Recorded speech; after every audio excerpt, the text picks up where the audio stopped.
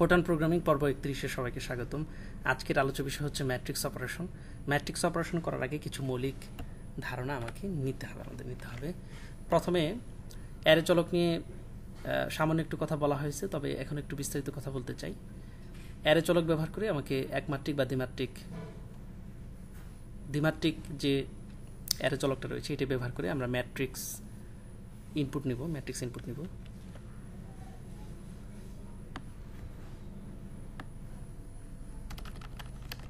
Array হচ্ছে একগুচ্ছ একই টাইপের ডেটা। যেমন একটি স্কুলে যদি 20 জন স্টুডেন্ট থাকে, তাহলে 20 জন স্টুডেন্টের রোল নাম্বারটা ক্যারি করার জন্য কিন্তু আমাদের ইন্টিজার n1 এভাবে কিন্তু লিখতে হবে। Integer n1, n2, n3, n4, n5, n6 এভাবে কিন্তু অনেকগুলো লিখতে হবে ইন্টিজার, বা রিয়াল হলেও কিন্তু এভাবে কিন্তু লিখতে হচ্ছে। এখন যদি এখানে 6টি চলক নিয়েছে, যদি এরকম অবস্থা হয় যে স্কুলে ছাত্রের সংখ্যা হচ্ছে 20,000, তো 20,000 ইন্টিজার টাইপের চলক কিন্তু ঘোষণা করতে হবে। এতগুলা চলক ঘোষণা করলে কিন্তু প্রোগ্রামের যে আকারটা সেটা কিন্তু বাড়বে, আর এগুলো মেইনটেইন করা কিন্তু অনেক ঝামেলা হবে। তো এই কারণে বিজ্ঞানীরা, কম্পিউটার সায়েন্টিস্ট যারা, তারা অ্যারে চলকের আবির্ভাব ঘটান। যেমন এখানে আমি যদি 1000 স্টুডেন্টের এন্ট্রি জমা রাখতে চাই, তাহলে লিখবো ইন্টিজার n, তার মানে n হচ্ছে ইন্টিজার টাইপের ভেরিয়েবল। এই ভেরিয়েবলের ভিতরে ফার্স্ট ব্র্যাকেটের ভিতরে 1000 লিখেছি, তাহলে এখানে 1000টি ইন্টিজার টাইপের ভেরিয়েবল তৈরি হয়ে গেছে। এখানে 1000কে আমরা বলবো সাবস্ক্রিপ্ট।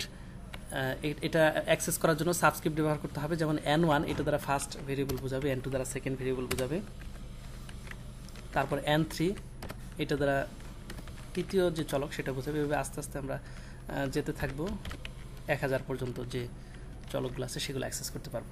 একটি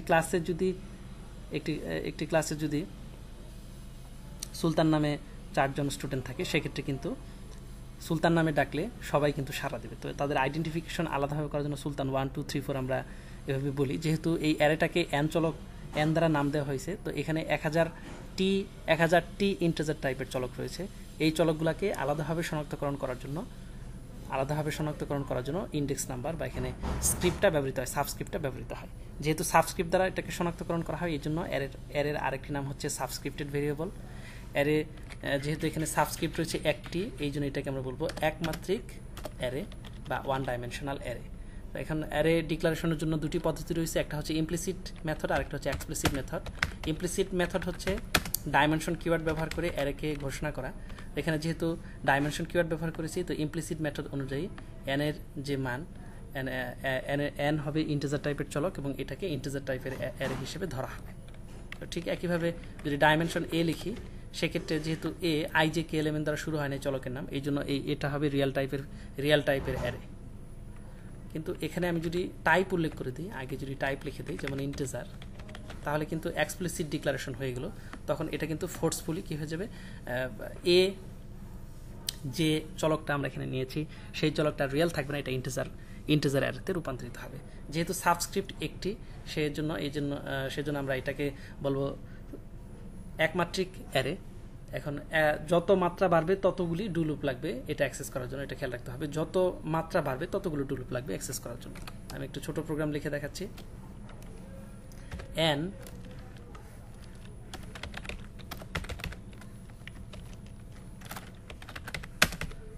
এখানে আমি একটা অ্যারে চলক নিলাম যেটা 4টি সংখ্যা হোল্ড করতে পারে। মানগুলো আমি বসাচ্ছি। এটার মান দিলাম হচ্ছে 3, n2 এটার মান দিলাম হচ্ছে 5, n3 এটার মান দিলাম হচ্ছে 8, n4 এটার মান দিলাম হচ্ছে 7, এটা দিয়ে দিলাম। এখন আমরা একটা কাজ করবো যে এই অ্যারের মানটা প্রিন্ট করব। প্রিন্ট স্টার n, এখানে n কে প্রিন্ট করব, যেখানে কে এর মানটা আমরা জানি না। তো এখানে কে এর মানটা সেট করে দিচ্ছি। আমি ধরি প্রথম উপাদানটা কে হচ্ছে সাবস্ক্রিপ্ট কন্ট্রোলার, অর্থাৎ সাবস্ক্রিপ্টকে নিয়ন্ত্রণ করতে ব্যবহৃত হবে। কে এর মান 1, তার মানে n কে দ্বারা বোঝানো হচ্ছে n1, অর্থাৎ 3 কিন্তু প্রিন্ট হবে। এক্ষেত্রে রান করে দেখি 3 প্রিন্ট হচ্ছে। যদি কে এর মান আমি বদল করি, কে এর মান যদি 2 দেই, সেক্ষেত্রে কিন্তু এখানে বোঝাবে হচ্ছে n2, তার মানে 5 প্রিন্ট হবে। এটা একটা মজার প্রপার্টিস। কে এর মান যদি আমি 3 বসাই, সেক্ষেত্রে কিন্তু তৃতীয় যে উপাদান সেটা কিন্তু প্রিন্ট হবে 8। তো এটা হচ্ছে অ্যারের একটি ইন্টারেস্টিং একটি বিষয় যে আমরা এখানে সাবস্ক্রিপ্ট যে ভেরিয়েবল, সাবস্ক্রিপ্ট ভেরিয়েবলের মান কিন্তু যদি পরিবর্তন করি ডু লুপ ব্যবহার করে, সেক্ষেত্রে কিন্তু যে সংখ্যাগুলো যেগুলো আমরা অ্যাসাইন করেছি সেগুলোর মান কিন্তু পরিবর্তন হয়। অর্থাৎ ডু লুপ ব্যবহার করে আমরা এটাকে সহজেই অ্যাক্সেস করতে পারি। আমি একটু আরেকটু প্রোগ্রামটা সুন্দর করার জন্য একটা ডু লুপ লিখছি। ডু কে সমান হচ্ছে 1, কে সমান হচ্ছে 1, কে সমান হচ্ছে 1। তারপর এখানে যে কাজটা করবো সেটা হচ্ছে, যেহেতু এটা 4টি চলক রয়েছে 4 পর্যন্ত দিয়ে দিলাম, ইনটু ভেতরে আমরা প্রিন্ট স্টেটমেন্টটা দিয়ে দিচ্ছি। এখন যদি রান করি সেক্ষেত্রে কিন্তু 3, 5, 8 সংখ্যাগুলো প্রিন্ট হয়েছে, যে সংখ্যাগুলো আমরা স্টোর করেছিলাম। তো এটা অ্যারেকে আরও খুব সহজ বা সংক্ষিপ্ত পদ্ধতিতে অ্যাক্সেস করা যায়। আরেকটা সহজ পদ্ধতি রয়েছে যেটাতে লুপ ছাড়াই অ্যারেটাকে রিড করা যাবে, রাইট করা যাবে। খুবই সহজ একটা পদ্ধতি রয়েছে, সেটা হচ্ছে জাস্ট এখানে যে অ্যারেটা রয়েছে এই অ্যারেটা আমরা নিব, নেওয়ার পর এখানে ফার্স্ট ব্র্যাকেট লিখে দিচ্ছি, ফার্স্ট ব্র্যাকেটের ভেতরে অ্যারেটা রাখবো, এখানে কমা দিয়ে সাবস্ক্রিপ্ট কে এর মান হচ্ছে 1 থেকে 4 পর্যন্ত, ব্র্যাকেট ক্লোজ করে দিলাম। এইটা দ্বারাও কিন্তু আমরা ডু লুপ ছাড়াই অ্যাক্সেস করতে পারি। এখন যদি রান করা হয় সেক্ষেত্রে কিন্তু কে এর মান একবার 1, তারপর কে এর মান 2, কে এর মান 3, কে এর মান 4, এভাবে মানগুলো বসবে। এখানে আমরা দেখছি যে 3, 5, 8 এবং 7 এইভাবে কিন্তু ফলাফলগুলো প্রিন্ট হচ্ছে। এটা হচ্ছে একমাত্রিক অ্যারে অ্যাক্সেস করার বা একমাত্রিক অ্যারে প্রিন্ট করার একটা পদ্ধতি। ঠিক সেম ওয়েতে যদি আমরা চাই যে এখানে যে মানগুলো আছে সেই মানগুলো আমরা মুছে দিলাম, মুছে আমরা যদি চাই যে অ্যারের মানগুলোকে রিড করব, ঠিক একই নিয়মে কিন্তু জাস্ট রিড স্টেটমেন্ট ব্যবহার করে অ্যারের মানগুলোকে কিন্তু টার্মিনাল থেকে রিড করা যাবে বা এখানে কনসোল উইন্ডো থেকে রিড করা যাবে। এটা কিন্তু অ্যারের মানগুলোকে রিড করতে পারবে। এখন ঠিক সেম গঠন কিন্তু একদম সেম। এখন যদি রান করি স্ক্রিনে, যেমন আমি 4, 5, 6, 7 দিলাম, তো এক্ষেত্রে মানগুলো কিন্তু প্রিন্ট হচ্ছে। এটা হচ্ছে একমাত্রিক অ্যারে অ্যাক্সেস করার একটা পদ্ধতি। তো একমাত্রিক অ্যারে সম্পর্কে আমরা ধারণা দিলাম। এখন যে বিষয়টা শিখব সেটা হচ্ছে দ্বিমাত্রিক অ্যারে। দ্বিমাত্রিক হচ্ছে 2D অ্যারে। 2D অ্যারেটা কীরকম সেটা একটু বলছি।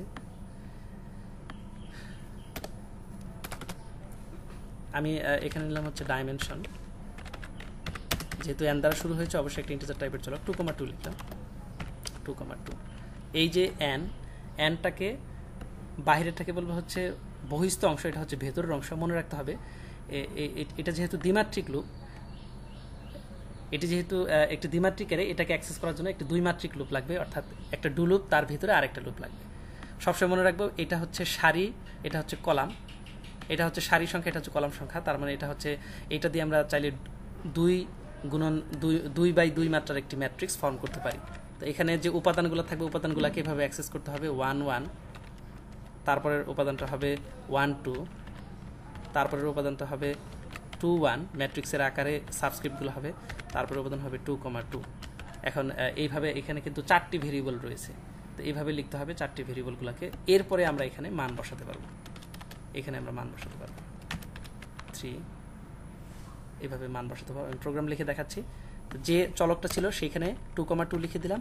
2,2 লিখে দিলে এটা কিন্তু একটি দ্বিমাত্রিক অ্যারেতে রূপান্তরিত হয়েছে, যেহেতু সাবস্ক্রিপ্ট এখানে 2টি, সাবস্ক্রিপ্ট 2টি। এখন একটা কাজ করি, সেটা হচ্ছে যেহেতু সাবস্ক্রিপ্ট 2টি, এটাকে আমরা মানগুলা বসাবো। প্রথমে হচ্ছে 1,1 হবে, ঠিক ম্যাট্রিক্স যেভাবে 2x2 ক্রমের ম্যাট্রিক্সটা আমরা যেভাবে লিখি 1,1, 1,2, 2,1, 2,2, ঠিক সেই ওয়েতে অ্যাক্সেস করতে হবে। 4টা উপাদান হবে দেখা যাচ্ছে। প্রথমটা হবে 1,1, 1,2, তারপরটা হচ্ছে 2,1, এরপর হচ্ছে 2,2। মানগুলো আমি চেঞ্জ করে দিচ্ছি, প্রথমে 3, তারপরে 5, এরপরে 4, এরপরে হচ্ছে 2, এটা হয়ে গেল। এখন আমি যদি চাই এটাকে কিন্তু প্রিন্ট করতে পারবো, যেহেতু সাবস্ক্রিপ্ট এখানে 2টি, এই জন্য আমরা সাবস্ক্রিপ্ট 2টি ব্যবহার করবো, একটা হচ্ছে আই আর একটা হচ্ছে জে। এখন আই এবং জে এর মান সেট করে আমরা কিন্তু এই যে সাবস্ক্রিপ্টেড ভেরিয়েবলটা রয়েছে বা অ্যারেটা রয়েছে সেটা কিন্তু কন্ট্রোল করতে পারি। আমরা এখানে আই এর মান 1 এবং জে এর মান 1 লিখেছি, এর অর্থ হচ্ছে n1 1, তার মানে 3 প্রিন্ট হবে, এর অর্থ হচ্ছে 3 প্রিন্ট হবে, রেজাল্ট কিন্তু 3 প্রিন্ট হচ্ছে। পরবর্তীতে আমি যদি আই এর মান 1, জে এর মান 2 দিই, সেক্ষেত্রে কিন্তু 1, 2 পজিশনে যে আছে 1, 2 পজিশন আছে 5, সেটা কিন্তু প্রিন্ট হবে। তাহলে এটা একটা মজার বিষয় যে আমরা সহজেই কিন্তু অ্যারের সাবস্ক্রিপ্টেড যে ভেরিয়েবল বা অ্যারে, এটাকে কিন্তু খুব সহজেই আমরা অ্যাক্সেস করতে পারি সাবস্ক্রিপ্টেড ভেরিয়েবল ব্যবহার করে। যেহেতু একমাত্রিক অ্যারে আমরা শর্টকাট পদ্ধতিতে অ্যাক্সেস করেছি ডু লুপ ছাড়াই, এটা যদি ডু লুপ দিয়ে অ্যাক্সেস করতে চাই তাহলে এইভাবে করতে হবে, ডু লুপ দিয়ে ডু। এখানে স্ক্রিপ্ট কিন্তু 2টা খেয়াল রাখতে হবে। আই এটা হচ্ছে সারি হচ্ছে 1 থেকে সারি হচ্ছে দুইটি সারি, এখানে 1 to 2 দিব। যেহেতু দ্বিমাত্রিক অ্যারে এই জন্য 2টা লুপ লাগবে আমাদের। আরেকটা সাবস্ক্রিপ্ট আমরা নেব হচ্ছে জে, এখানে 1 থেকে ঠিক একইভাবে 2 লুপটাকে এন্ড করব।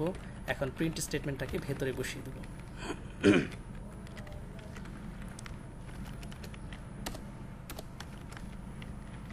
প্রিন্ট স্টেটমেন্টটাকে ভেতরে বসিয়ে দেব। এখন যদি রান বাটন চাপি সেক্ষেত্রে কিন্তু 3 4 3 5 4 2 এটা কিন্তু প্রদর্শিত হচ্ছে।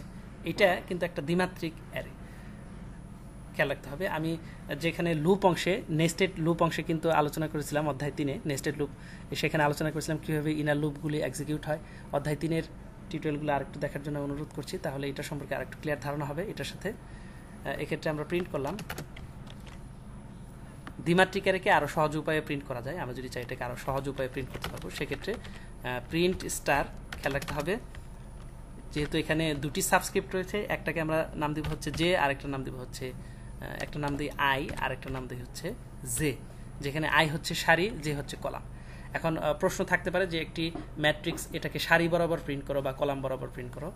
আমরা খেয়াল রাখবো যে যেটা শেষে থাকবে সেইটা বরাবর প্রিন্ট হবে। এখানে প্রথমে লিখছি আই সমান 1 থেকে 2, যেহেতু এখানে সারি হচ্ছে 2টা, এটা আগে ফার্স্ট ব্র্যাকেটে ক্লোজ করে দেব। সারি আমরা নিয়েছি, ফার্স্ট ব্র্যাকেটে ক্লোজ করে দিলাম। সারি কিন্তু নেওয়া হয়ে গেছে সারি। এরপর নিতে হবে কলাম 1 থেকে 2, আবার ব্র্যাকেট ক্লোজ করতে হবে। অবশ্যই ব্র্যাকেটের ব্যাপারে সাবধান হতে হবে। এখন যদি রান করি F9 চাপি, সেক্ষেত্রে কিন্তু 3 4 5 2 প্রিন্ট হচ্ছে, অর্থাৎ সহজেই কিন্তু আমরা এটা অ্যারেটা অ্যাক্সেস করতে পারবো। তো এখানে আমি একটু ভেঙে দেখাচ্ছি। প্রথমে এইটা ছিল অ্যারে, আই ছিল সারি, জে ছিল কলাম। প্রথমে আমরা এটা কি করছি, সারি বরাবর নিয়েছি 1,2 এবং পরে কলাম বরাবর নিয়েছি। মনে রাখতে হবে লাস্টে যেটা মানে যে স্ক্রিপ্টে উল্লেখ আছে সে অনুযায়ী কিন্তু রিড বা রাইটটা হবে। যেহেতু লাস্টে এখানে যে 1 2 লেখা আছে, তাহলে আমরা বলতে পারি যে এই ম্যাট্রিক্সটা কলাম বরাবর প্রিন্ট হবে। লাস্টে যদি এখানে আই লেখা থাকতো, এখানে আই দ্বারা আমরা সারি বুঝিয়েছি, এখানে যদি আই লেখা থাকতো শেষে, সেক্ষেত্রে কিন্তু এটা সারি বরাবর প্রিন্ট বা সারি বরাবর রিড হতো। এই স্টেটমেন্টটাকে ঠিক একইভাবে কপি করে আমি চাইলে এটাকে কিন্তু এই অ্যারেটাকে রিড করতে পারি, ঠিক সেম ওয়েতে আমরা কিন্তু রিড করতে পারি, একদম হুবহু কপি, লুপ প্রয়োজন হবে না। সেক্ষেত্রে আমি ইনপুট দিচ্ছি, ম্যাট্রিক্সটা ইনপুট দিচ্ছি। 1 নম্বর সারি 1 নম্বর কলামের উপাদান হচ্ছে 5, 1 নম্বর সারি 2 নম্বর কলামের উপাদান হচ্ছে 1 নম্বর সারি 1 নম্বর কলামের উপাদান হচ্ছে 4, 1 নম্বর সারি 2 নম্বর কলামের উপাদান হচ্ছে 5, 2 নম্বর সারি 1 নম্বর কলামের উপাদান হচ্ছে 3 এবং 2 নম্বর সারি 2 নম্বর কলামের উপাদান হচ্ছে 4। এখন করলে কিন্তু দেখা যাচ্ছে যে 1 1 1 2 তারপর হচ্ছে 2 1 2 2 মানগুলো কিন্তু প্রিন্ট হয়েছে ওই অ্যাড্রেসগুলোতে। তো এটা আমরা দেখলাম যে একটি ম্যাট্রিক্সকে সারি বরাবর বা কলাম বরাবর খুব সহজেই রিড করা যায়। তো এখানে যেহেতু জে আছে, আমি যদি চাই কলাম বরাবর রিড করব, সেক্ষেত্রে এখানে জে দিব, এখানে আই দিয়ে দিব। এরকম প্রশ্ন অনেক সময় থাকে যে একটি ম্যাট্রিক্সকে সারি বরাবর রিড করো এবং কলাম বরাবর ছাপাও। সেক্ষেত্রে এটা কিন্তু দেখা যাচ্ছে যে সারি বরাবর আই, এখানে আইটা কিন্তু সারি বরাবর এটা হচ্ছে রিড, এবং এখানে যে আছে, যে হচ্ছে কলাম, লাস্টে যেটা থাকবে সেটা অনুযায়ী কাজ হবে। বারবার বলেছি এটা হচ্ছে যে হচ্ছে কলাম, এখানে কিন্তু যেটাকে কলাম হিসেবে নিচ্ছে, তাহলে কলাম বরাবর প্রিন্ট হবে, খেয়াল রাখতে হবে। তাহলে এটা সারি বরাবর রিড হবে, কলাম বরাবর প্রিন্ট হবে। আশা করি সবাই ম্যাট্রিক্স ইনপুট নিতে পারবেন, খুব সহজেই ম্যাট্রিক্সটা ইনপুট নিতে পারবেন। কিছু কিছু সময় আমাদের আরেকটা কাজ করার প্রয়োজন পড়ে যে ম্যাট্রিক্সটা বারবার ইনপুট নেওয়া অনেক সময় কষ্ট হয়ে যায়। যেমন 3x3 মাত্রার যে ম্যাট্রিক্সগুলো রয়েছে, এখানে 9টা এন্ট্রি থাকবে, যে সাবস্ক্রিপ্ট দুটো থাকবে তাদেরকে গুণ দিলে যে ফলাফলটা পাওয়া যাবে তত সংখ্যক উপাদান পাওয়া যাবে। যেমন 3x3 ক্রমের একটা ম্যাট্রিক্স যদি নেওয়া হয়, সেক্ষেত্রে কিন্তু এক্ষেত্রে 9টি উপাদান থাকবে। এই 9টি উপাদানকে রিড করতে গেলে একটু সময় সাপেক্ষ। এটা কিন্তু আমরা একটা ফাইলে জমা রাখতে পারি, ফাইল থেকেও কিন্তু আমরা রিডটা করতে পারি। টার্মিনাল থেকে রিড না করে ফাইল থেকেও কিন্তু আমরা রিড করতে পারি। এখানে যে টার্মিনাল থেকে রিড না করে ফাইল থেকে আমি রিড করতে পারবো। যেমন আমি দেখাচ্ছি 10টি অ্যারে আমি রিড করব এবং সেই অ্যারেগুলো ফাইল থেকে রিড করে প্রিন্ট করব। 10টি ভ্যালু এখানে নিচ্ছি 10, এটি ইন্টিজার টাইপের অ্যারে।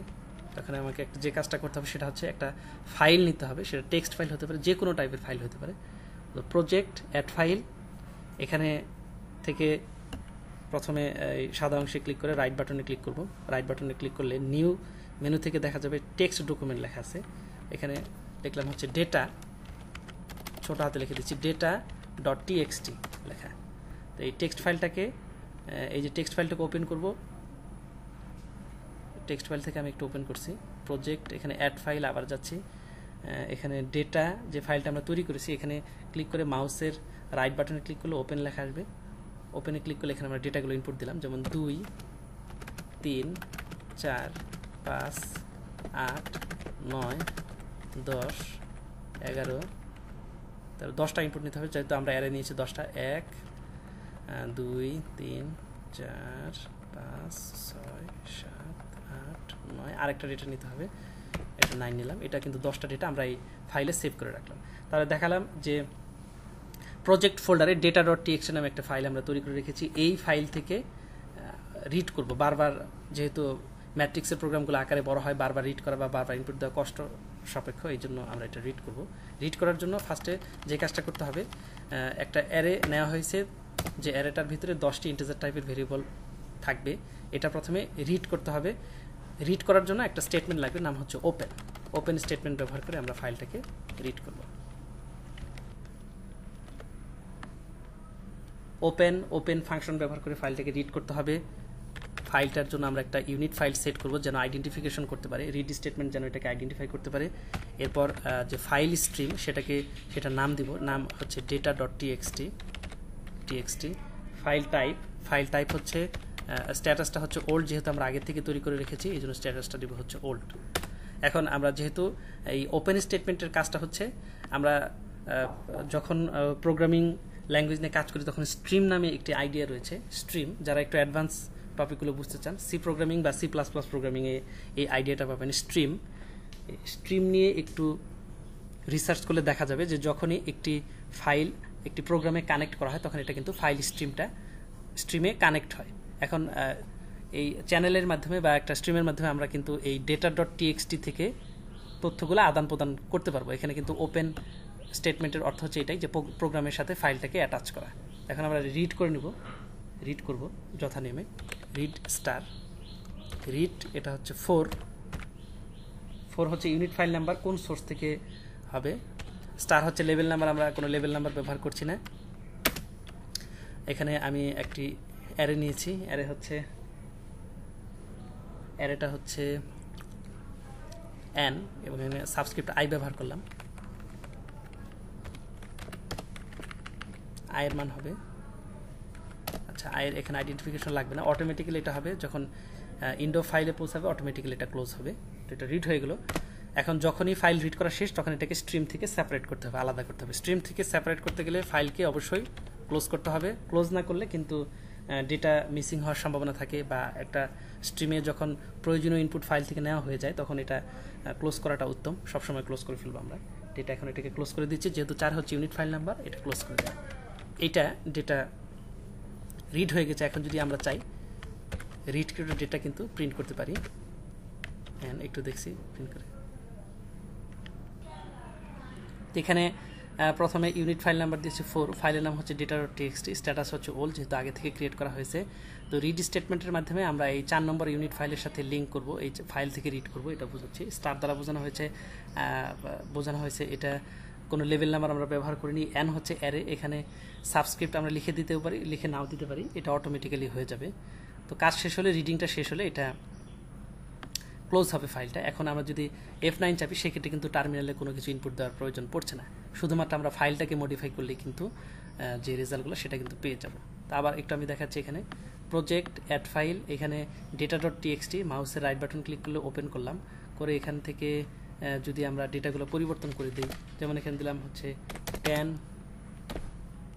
9 8 7 6 5 4 3 2 1, উল্টা ক্রমে লিখলাম, সেভ দেব। তো এখানে টার্মিনাল আর ইনপুট দেওয়ার দরকার নেই, রান করলে কিন্তু সেই সংখ্যাগুলো কিন্তু প্রদর্শন করে দেখাবে, অর্থাৎ ফাইল থেকে রিড করবে।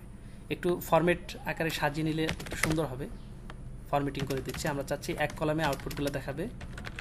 ফরম্যাট এক কলামে, তাহলে হচ্ছে 1 I 3 এটা দিয়ে দিলাম। এখন যদি রান করি সেক্ষেত্রে কিন্তু এক কলামে আউটপুটগুলো দেখাচ্ছে।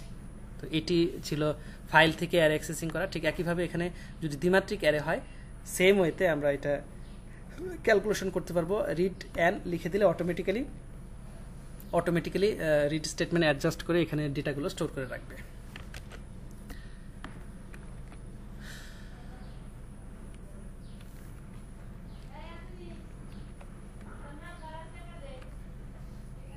এখানে দেখছি 3x3 মাত্রার একটি ম্যাট্রিক্স।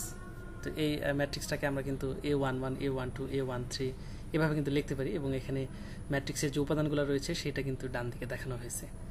এখানে 7, তারপর 4, 2, 2, 3, 4 এটা একটি 3x3 ক্রমের একটা ম্যাট্রিক্স, যেখানে প্রথমটা হচ্ছে সারি। এখানে আমরা ডাইমেনশন কিওয়ার্ড দিয়ে যে ঘোষণা করি, প্রথমটাকে আমরা বলবো সারি সংখ্যা, পরেরটাকে বলবো কলাম সংখ্যা।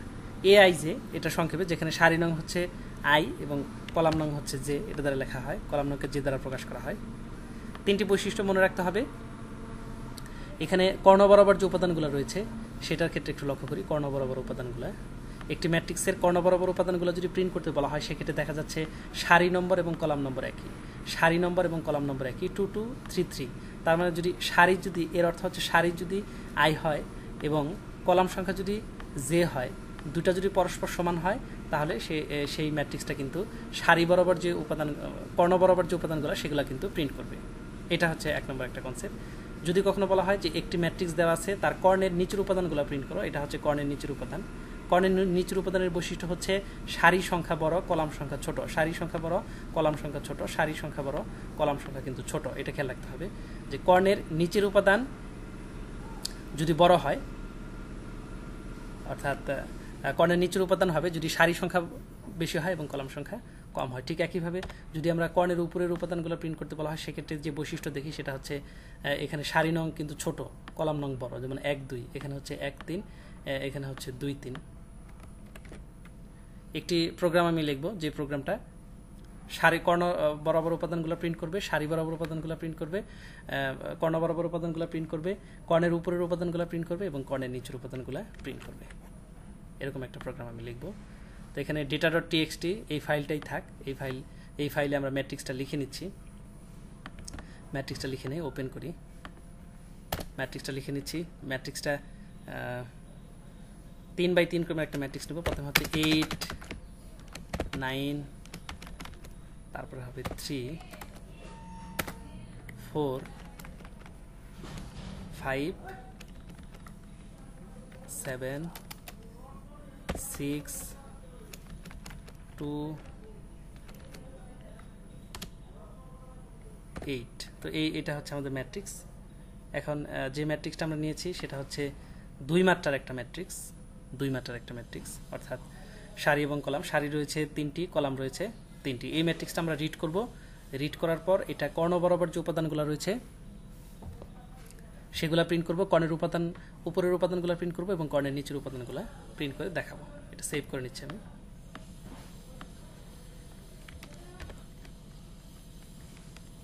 এটা ছিল আমাদের প্রোগ্রাম। তো ফাইলটাকে প্রথমে ওপেন করা হয়েছে। ওপেন করার পর এখানে আমরা জানি যে এটা হচ্ছে 3x3 মাত্রার একটি ম্যাট্রিক্স। এটাকে আমরা কলাম বরাবর রিড করব। কলাম বরাবর রিড করার নিয়ম আগে দেখিয়েছি, ঠিক সেম নিয়মে কলাম বরাবর আমরা রিড করে নিলাম। এখন যে কাজটা করতে হবে সেটা হচ্ছে আমরা চাচ্ছি যে কর্ণ বরাবর উপাদানগুলো প্রিন্ট করব। কর্ণ বরাবর যে উপাদানগুলো প্রিন্ট করব সেটা আমি একটু দেখাচ্ছি। ইফ একটা লুপ নিব, I সমান হচ্ছে 1 2 3, যেহেতু 3x3 ক্রমের একটা ম্যাট্রিক্স, যেহেতু দ্বিমাত্রার এই জন্য দুইটা সাবস্ক্রিপ্ট লাগবে, 1 2 3। এখন একটু কন্ডিশন অ্যাপ্লাই করব। কর্ণ বরাবর যে উপাদানগুলো আছে সেগুলোর ক্ষেত্রে কিন্তু সারি এবং কলাম সংখ্যা সমান। এটা কিন্তু আমি আগে দেখিয়েছি যে কর্ণ বরাবর যে উপাদানগুলো রয়েছে সেগুলোর ক্ষেত্রে কিন্তু সারি নং এবং কলাম নং কিন্তু সমান, 2 2 3 3 1 1। তাহলে কলাম যদি J দ্বারা এবং সারি যদি I দ্বারা প্রকাশ করা হয়, তাহলে I ইকুয়ালস টু J যদি হয়, সেক্ষেত্রে কিন্তু কর্ণের উপাদানগুলো প্রিন্ট হবে। প্রিন্ট স্টার, এখানে আমরা I-তম সারি এবং J-তম কলামের উপাদানটা প্রিন্ট করব। এখন প্রোগ্রামটা রান করি। রান করলে কিন্তু দেখা যাচ্ছে 8 5 এবং 8 প্রিন্ট হচ্ছে। একটু দেখে নিই যে কর্ণের উপাদানগুলো ঠিক আছে কিনা। যে ফাইলটাতে আমরা ইনপুট নিয়েছিলাম, ডেটাগুলো রেখেছিলাম, কর্ণ বরাবর উপাদান ছিল হচ্ছে 8 5 এবং হচ্ছে 8। এই রেজাল্টের সাথে মিলিয়ে দেখি যে কর্ণ বরাবর উপাদান প্রিন্ট হচ্ছে কিনা। 8 5 8, ঠিক আছে। এখন এইটাকে আমরা সামান্য একটু মডিফাই করতে পারি যদি এরকম প্রয়োজন হয় যে ম্যাট্রিক্সটা আমরা নিয়েছি, ফাইলের ভিতরে যে ম্যাট্রিক্সটা ইনপুট নিয়েছি, যদি এই ম্যাট্রিক্সটার কর্ণের উপরের উপাদান, এটা কিন্তু কর্ণ 8 5 এবং হচ্ছে আর এটা কিন্তু কর্ণের উপাদান হচ্ছে 9, 3 আর হচ্ছে 7। এটা আমরা প্রিন্ট করতে চাই। তো থিওরি থেকে আমরা একটু দেখেছি যে কর্ণের উপরের যে উপাদানগুলো সেগুলো প্রিন্ট করতে গেলে সারি নংটা হচ্ছে ছোট এবং কলাম নংটা হচ্ছে বড়, অর্থাৎ আই এর মানটা হবে ছোট, জে এর মানটা হবে বড়। তো এখানে প্রোগ্রামে সামান্য একটু চেঞ্জ করলেই হয়ে যাবে। এখানে ইকুয়াল না দিয়ে যদি আই যদি জে এর থেকে ছোট হয় অর্থাৎ এলটি হয়, লেস দেন হয়, সেক্ষেত্রে কিন্তু কর্ণের উপরের উপাদানগুলো প্রিন্ট হবে। এখন F9 চাপলে দেখা যাচ্ছে কর্ণের উপাদানগুলো হচ্ছে 462। রেজাল্ট আমরা একটু মিলিয়ে দেখি। 462 ফাইলের যে রেজাল্টটা সেটা মিলিয়ে দেখছি। 46 নিচের উপাদানগুলো কিন্তু প্রিন্ট হয়েছে। 462 কর্ণের নিচের উপাদান, অর্থাৎ জে এর মানটা বড়, আয়ের মানটা ছোট। আমরা নিয়েছি জে এর মানটা বড়, আয়ের মান ছোট। এখানে দেখি জে এর মানটা বড়, আয়ের মান ছোট, তাহলে সেক্ষেত্রে কিন্তু কর্ণের নিচের উপাদানগুলো প্রিন্ট হবে। হয়তো একটু লেখাতে একটু ভুল হয়েছে, জে এর মানটা বড়। ঠিক একইভাবে আমরা যদি এখানে জিটি ব্যবহার করি সেক্ষেত্রে কিন্তু চাইলে আমরা উপরের উপাদান বা নিচের উপাদানগুলো আমরা প্রিন্ট করতে পারবো। সমান হলে কর্ণ বরাবর উপাদান, যদি জে এর মান যদি বড় হয় সেক্ষেত্রে কর্ণের নিচের উপাদান, এবং যদি জে এর মানটা যদি ছোট হয় সেক্ষেত্রে কিন্তু কর্ণের উপরের উপাদানগুলো আমরা প্রিন্ট করতে পারবো।